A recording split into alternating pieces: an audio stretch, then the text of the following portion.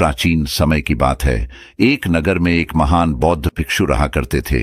वह बहुत ज्ञानी थे और बहुत ही शांत स्वभाव के थे, और उनकी यह बात ही उनकी विशेषता भी थी। एक बार की बात है, बौद्ध भिक्षु नगरवासियों को उपदेश दे रहे थे।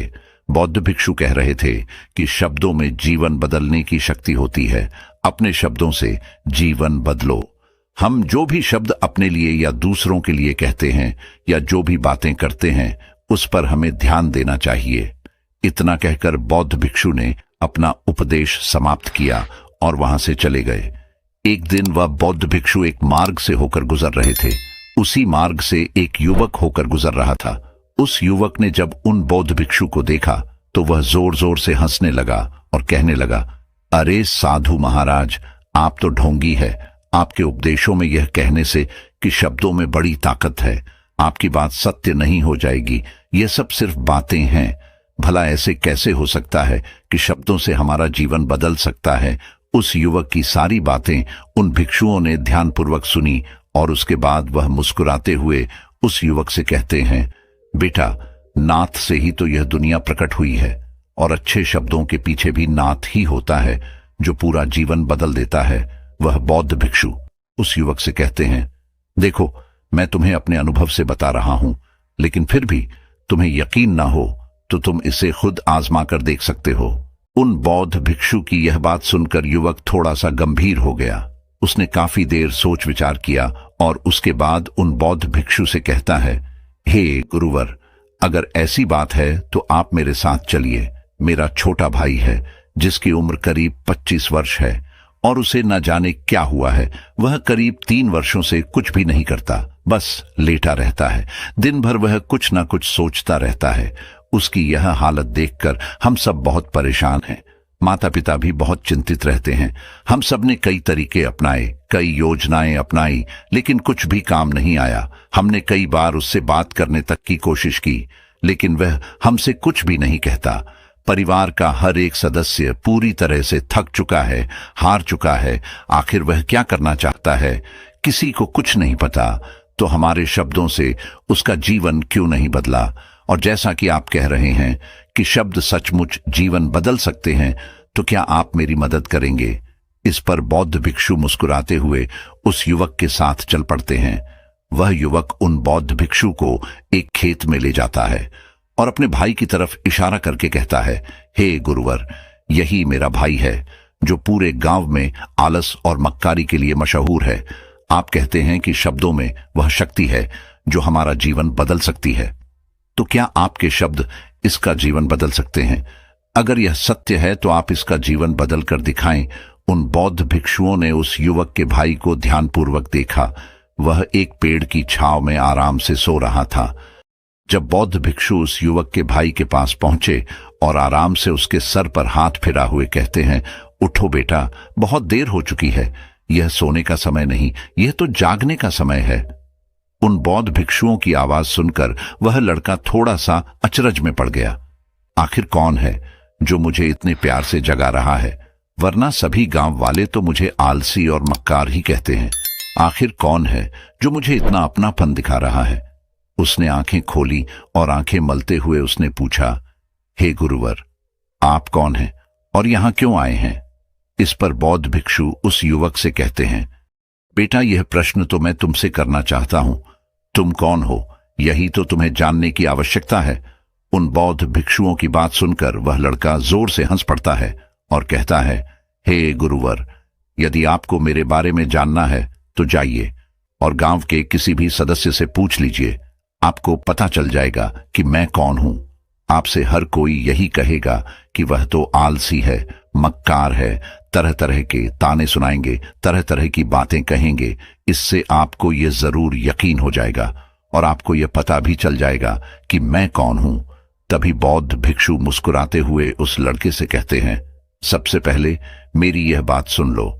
मेहनती इंसान के खुद के शब्द उसे अंदर तक चोट पहुंचाते हैं, इसलिए कभी भी अपने आप को कोसो मत, अपने शब्दों को सुधारो।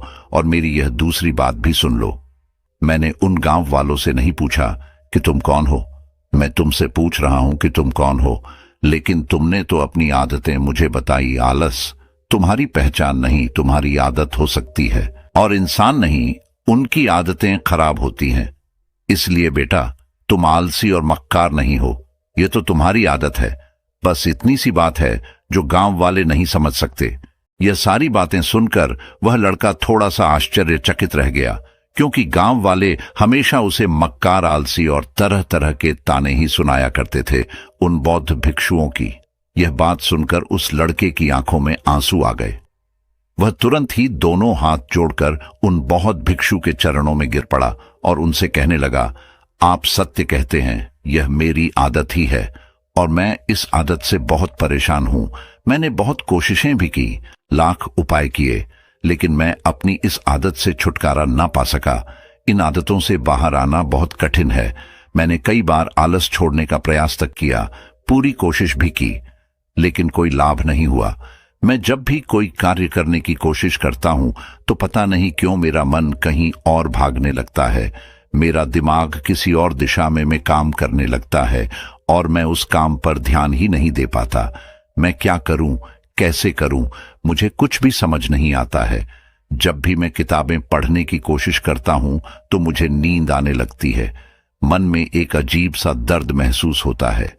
ऐसा लगता है कि मेरा जीवन यूं ही व्यर्थ जा रहा है, और जब मैं इस दर्द को बर्दाश्त नहीं कर पाता तो मैं सो जाता हूं, ताकि जब मैं उठूं तो मुझे दर्द ना महसूस हो। और अब तो मुझे यह भी यकीन हो चुका है कि मैं ये आदतों से नहीं निकल सकता। यह आदतें मुझे नहीं छोड़ने वाली। इस पर बौद्ध भिक्षु उस लड़के से कहते हैं, बेटा, यदि तुम इस आलस की आदत को छोड़ना चाहते हो तो मैं तुम्हें एक सही उपाय बता सकता हूं, लेकिन उसके लिए तुम्हें कल सुबह मुझे मिलना होगा, तभी वह तरीका मैं तुम्हें बताऊंगा। यदि तुम उस तरीके को सीखना चाहते हो तो कल सुबह मेरे पास चले आना। इतना कहकर बौद्ध भिक्षु वहां से चले गए, लेकिन उन बौद्ध भिक्षु की सारी बातें उस लड़के के कानों में गूंज रही थी। वह समझ नहीं पा रहा था कि आखिर वह बौद्ध भिक्षु उसे कौन सा मार्ग दिखाने वाले हैं। वह ऐसा कौन सा उपाय बता देंगे जिससे उसके जीवन से आलस्य हमेशा हमेशा के लिए खत्म हो जाएगा। देखते ही देखते रात हो गई। रात भर वह अपने बिस्तर पर करवट लेता रहा और उन बौद्ध भिक्षु की बातों के बारे में सोचता रहा। इसी प्रकार देखते ही देखते सुबह हो गई और वह लड़का उन बौद्ध भिक्षुओं के पास जा पहुंचा। वह लड़का उन बौद्ध भिक्षु को प्रणाम करता है और कहता है, गुरुवर, जैसा कि आपने कहा था, लीजिए, मैं आ गया। अब मुझे वह मार्ग बता दीजिए जिसे मैं अपने जीवन से इस आलस्य को निकाल सकता हूं। तभी बौद्ध भिक्षु उस लड़के से कहते हैं, बेटा, जब भी तुम्हारा मन दुविधा में हो, तुम निर्णय ना ले पा रहे हो और तुम्हारे मन में तरह तरह के प्रश्न उठ रहे हो कि मैं क्या करूं, कैसे करूं, इस कार्य को पूर्ण कैसे करूं, यह सब कैसे होगा, तब तुम वास्तविकता में अपने अतीत से सोच रहे हो कि पिछली बार तुम्हारे ऐसा करने पर क्या हुआ, या अतीत में तुमसे लोगों ने क्या कहा था। तो आज से कभी भी अपने अतीत से नहीं बल्कि भविष्य से सोचो। इस पर लड़का कहता है, भविष्य से, वह भला कैसे।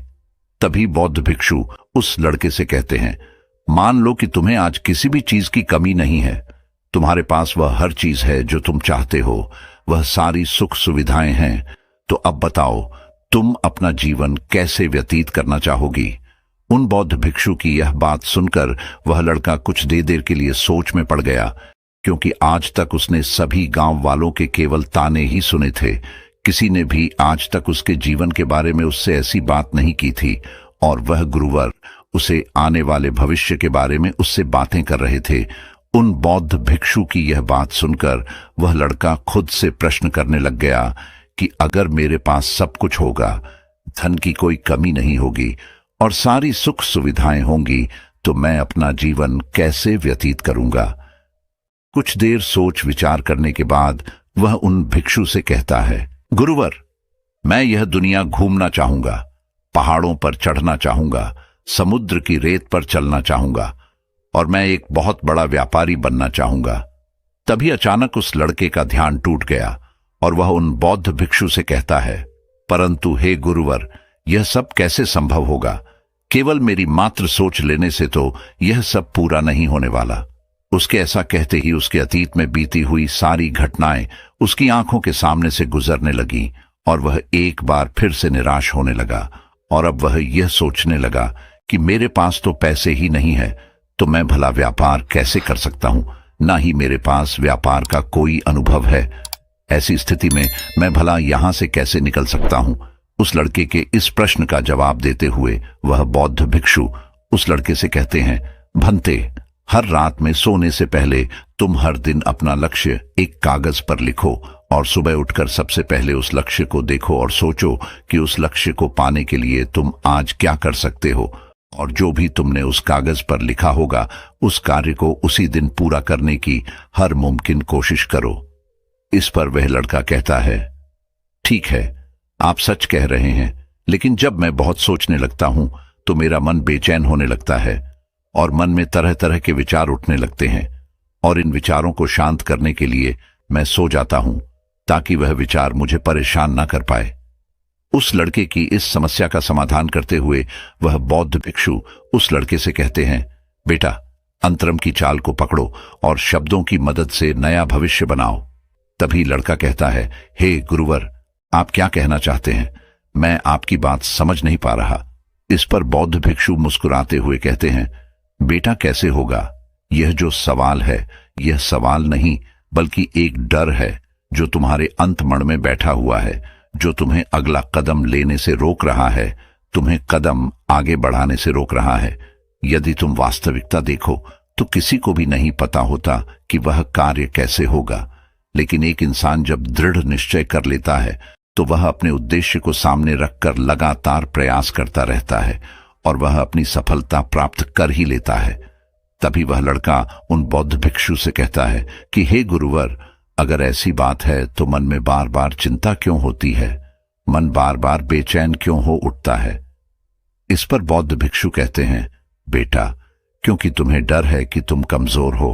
तुम्हारे अंतर मन में बैठा है कि तुम में कुछ कमी है, तुम किसी काम के नहीं हो, और यही कारण है कि तुम कोशिश करने से डरते हो, क्योंकि तुम्हारा अतमन हमेशा तुम्हें रोकता रहता है। जब भी तो कोई कार्य शुरू करना चाहते हो, तुम्हारा मन तुमसे पहले कह देता है, इससे आगे मत बढ़ना, अन्यथा तुम हार जाओगे, और इसी कारण तुम्हें चिंता होने लगती है, तुम्हारा मन बेचैन होने लगता है। तभी वह लड़का कहता है, गुरुदेव, आपने जो कुछ भी कहा वह बिल्कुल सत्य है, लेकिन अब आप ही मुझे बताइए कि मैं इस परेशानी से बाहर कैसे निकलूं। इसका जवाब देते हुए वह बौद्ध भिक्षु उस लड़के से कहते हैं, बेटा, इस समस्या का समाधान बहुत ही आसान और सरल है। तुमने देखा होगा कि अक्सर ही हम अपने आप को दोष देते रहते हैं, अपने आप को तरह तरह के अपशब्द कहते रहते हैं जो हमारे अंतर्मन में जाकर बैठ जाते हैं और वही हमें आगे बढ़ने से रोकते हैं। और इन शब्दों का हम पर बहुत गहरा प्रभाव भी पड़ता है, क्योंकि जैसा हम खुद से कहते हैं, जैसा हम पूरी भावनाओं के साथ सोच सकते हैं, हम वैसा ही बनते चले जाते हैं। इसलिए यदि तुम खुद को बदलना चाहते हो तो कि तुम भी काबिल बन सको, तो तुम्हें अपने अंतर्मन को नए संदेश देने की जरूरत है। जैसे कि मेरे शरीर का हर एक कण, हर एक हिस्सा, हर एक विचार शांति और ऊर्जा से भरा हुआ है। मैं दृढ़ संकल्प और आत्मविश्वास के साथ हर दिन के लक्ष्यों को पूरा करता हूं। मैं अपने कमजोरी को अभ्यास में बदलता हूं, चिंता को ध्यान में बदलता हूं। मैं उत्साह और ऊर्जा से भरा हूं, लगातार अपने लक्ष्यों पर काम करता हूं।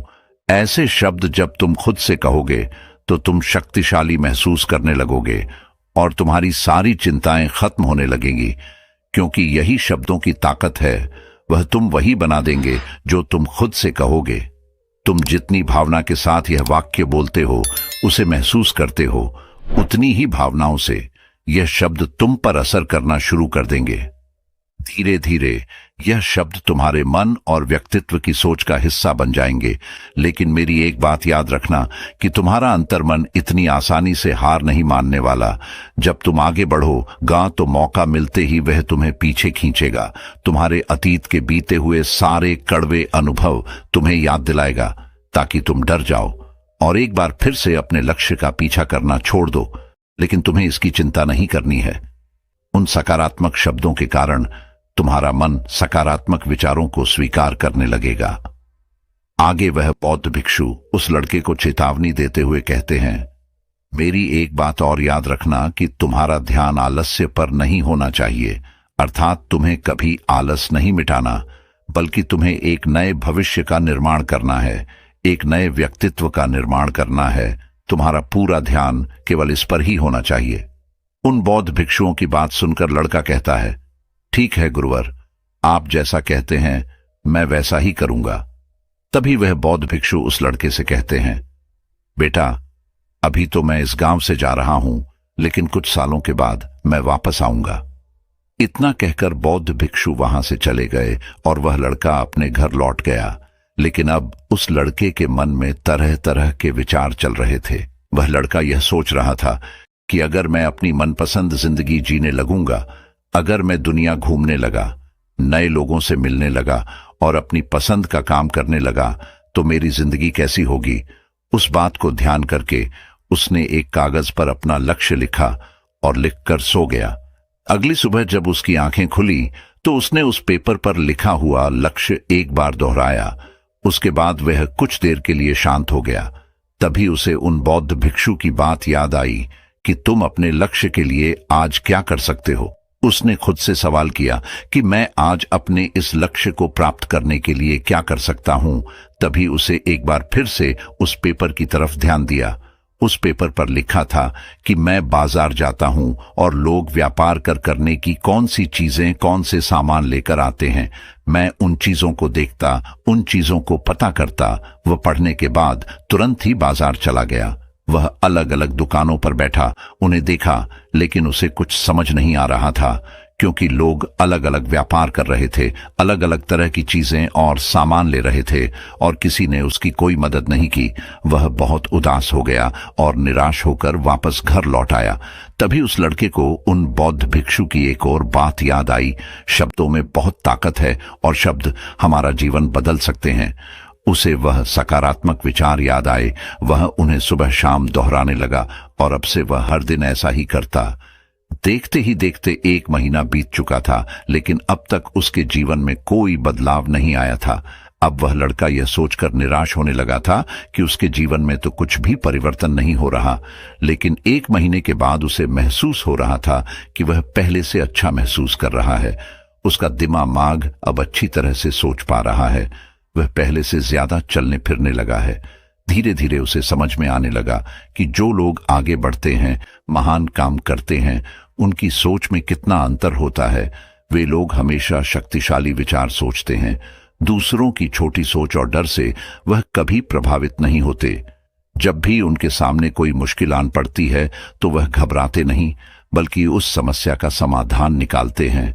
इस समस्या के समाधान पर ध्यान केंद्रित करते हैं और ना ही वह कभी किसी का इंतजार करते हैं। वह केवल खुद पर विश्वास करते हैं और तुरंत ही कदम आगे बढ़ाते। जब उस लड़के को यह सारी बातें समझ में आने लगी तो उसने भी धीरे धीरे अपने कदम आगे बढ़ाने शुरू किए। उसने बिल्कुल वैसा ही व्यवहार करना शुरू किया। अब से वह कभी खाली नहीं बैठता था। जब भी उसका मन करता वह बाजार जाता और लोगों के बारे में जानता, समझता कि वह किस प्रकार व्यापार कर रहे, कौन सी चीजें खरीद रहे हैं और किन चीजों पर उन्हें लाभ हो रहा है। और जब उसका मन करता तो अपने पिता की मदद भी करता था। वह अपने पिता के साथ मंडी में जाता, वहां पर जाकर मोल भाव करता, हमेशा कुछ ना कुछ सीखने में ही जुटा रहता है। तभी एक दिन गांव में एक मसाले का व्यापारी आया। उसे कुछ पढ़े लिखे नौजवानों की जरूरत थी जो माल की गिनती कर सके और हिसाब रखने का काम कर सके। वह लड़का अपने लक्ष्य को जानता था कि उसे क्या पाना है। उसे समझ में आ गया था कि इस काम से उसे बहुत कुछ सीखने को मिलेगा। बेहिचक उस सेठ के पास पहुंच गया। वह जानता था कि उसे उस काम के बहुत कम पैसे मिलेंगे, लेकिन फिर भी वह उस काम को करने के लिए तैयार था। अब उस लड़के की सोच पूरी तरह से बदल चुकी थी। अब वह बाकी लोगों की तरह नहीं सोचता था, बहुत ईमानदार और समझदारी से काम करता था। देखते ही देखते करीब 3 महीने बीत गए और अब व्यापारी यह समझ चुका था कि नौजवान बहुत ही समझदार है और वह उसे व्यापार में बहुत मदद करता है।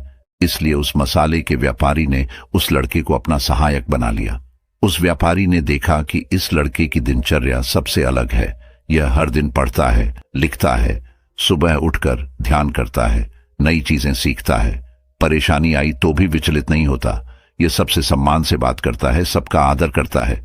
देखते ही देखते 1 साल बीत चुके थे और अब तो व्यापारी उस नौजवान से बहुत खुश था।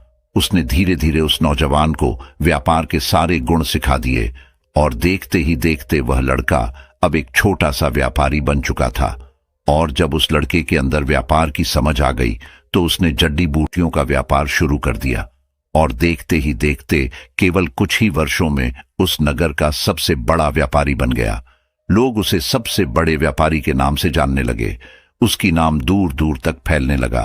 करीब 5 वर्षों बाद जब वह वापस अपने घर लौटा तो लोग बहुत हैरान थे। उसे देखकर लोग बहुत अचंभित थे। उसके सारे जानने वालों ने उस लड़के से पूछा, तुम इतना कैसे बदल गए? तब उसने कहा, उन गुरु ने सच ही कहा था, शब्दों से हम जीवन बदल सकते हैं। वैसे आपने आज के इस वीडियो से क्या सीखा हो, मुझे आप कमेंट में जरूर बताइएगा। इसी के साथ में उम्मीद है कि आपको आज की यह वीडियो जरूर पसंद आई होगी, तो इस वीडियो को लाइक और अपने दोस्तों के साथ शेयर भी जरूर कीजिएगा और हमें ऐसे ही सपोर्ट करने के लिए चैनल को सब्सक्राइब जरूर करें। तो चलिए फिर मिलते हैं अगली वीडियो में। तब तक के लिए अपना ख्याल रखें। धन्यवाद और नमो बुद्धाय।